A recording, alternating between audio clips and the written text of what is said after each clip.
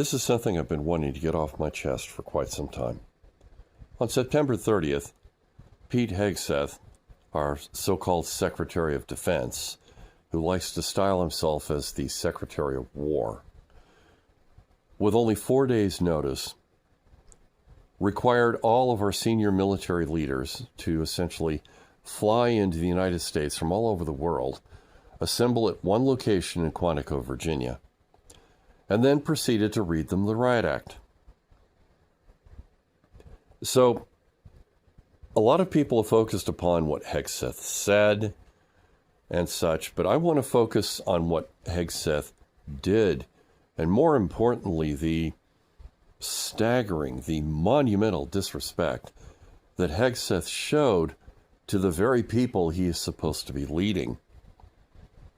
What he demonstrated to the senior military leaders, these generals and admirals and senior enlisted NCOs, like, for example, the senior NCO of the Air Force, what he was telling them basically is that my time is more important than yours. I hope and pray that Hegseth did not keep them waiting. They're all assembled in the auditorium. 15 minutes go by.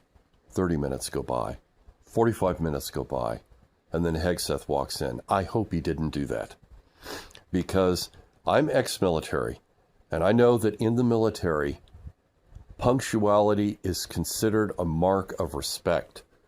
It's very important. All the time that Hegseth was speaking to our senior military leaders, it's like he was trying to run the military like a corporation, a business. And so he was treating our military leaders more like they were hired mercenaries. You're taking my coin, you will do it this way.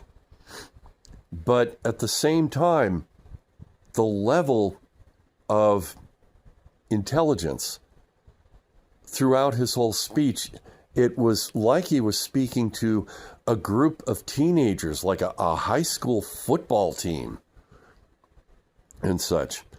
And he was treating them as if they were ignorant of what Hegseth was talking about. He was assuming our military leaders didn't know of the key issues that Hegseth belabored, that Hegseth viewed as important.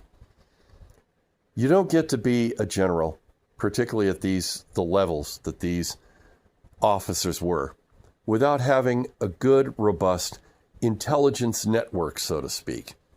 You have a staff, you have assistants, you have aides who essentially know how to do the research, know how to network with others.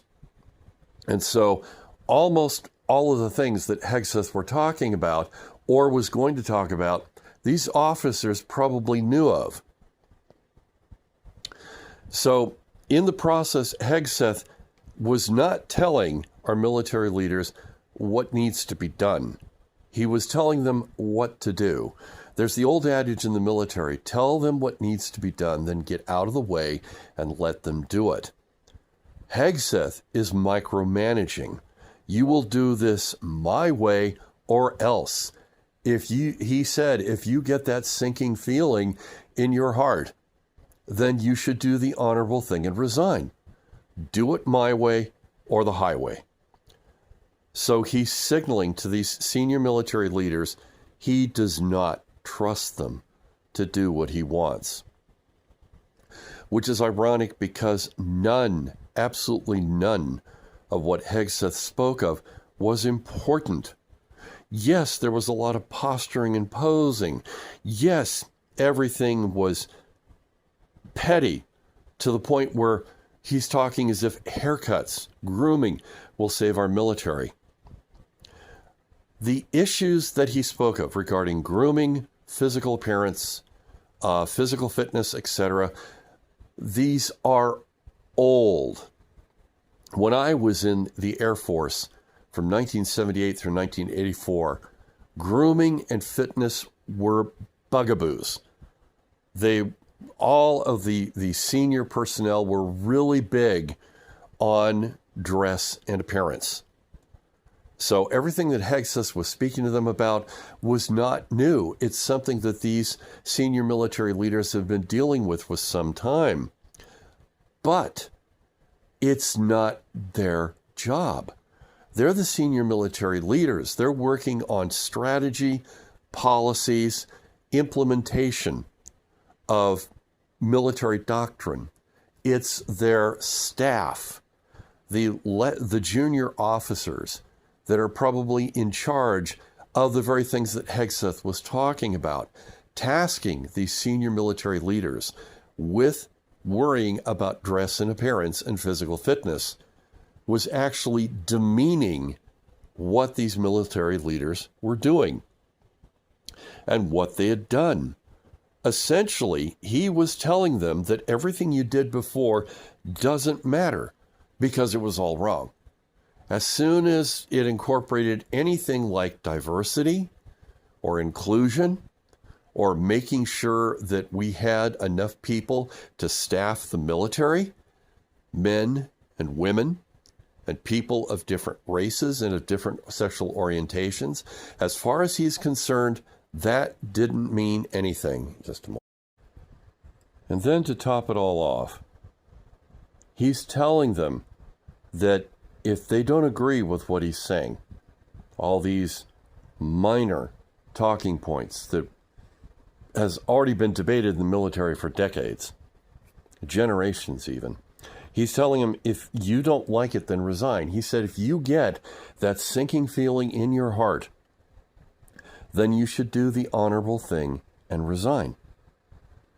So, first of all, I object to his use of the term honorable, because everything that he was speaking of was not honorable. And he's referring to everything that they have done throughout their careers as somehow dishonorable. And so he's disrespecting even the core beliefs that these senior military leaders operate by. But to me, what was the worst of all was that Hegseth was not speaking to our senior military leaders, gathering them all in one place, putting himself up on a stage, walking back and forth, lecturing them like they're a wayward high school football team. The positioning of the cameras, the editing of the video that was released, all of it was propaganda. He was never truly speaking to his subordinates, the senior military leaders that he was in charge of. He was speaking to his political base. He was speaking to MAGA.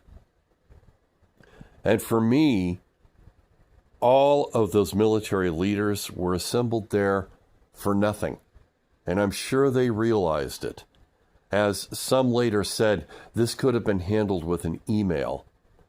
And for me, an ex-military member, I consider this the ultimate disrespect that Hegseth showed to the very officers that he was supposed to lead by example.